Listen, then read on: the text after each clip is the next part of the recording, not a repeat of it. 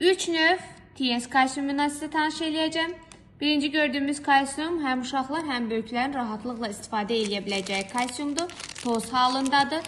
Ürək-damar problemləri ilə qarşılaşmaq istəmiriksə, sümük oynaqlarımızda fəqirlərdə möhkəmliyi bərpa etmək istəyiriksə, gələcəkdə yarana biləcək onurğa problemlərinin qarşısını almaq üçün toz halında olan iyonlaşmış və fermentasiya olunmuş kalsiumlardan istifadə edə bilərik.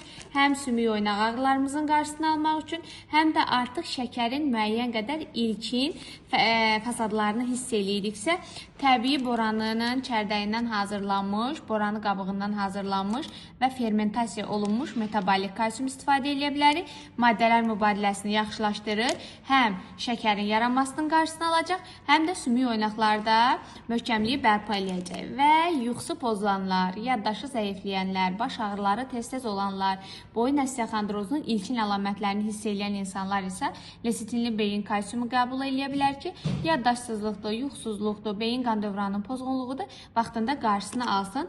Hər 3 kalsiumun sifarişi ilə bağlı səhifədəki nömrə ilə əlaqə saxlaya bilərsiniz.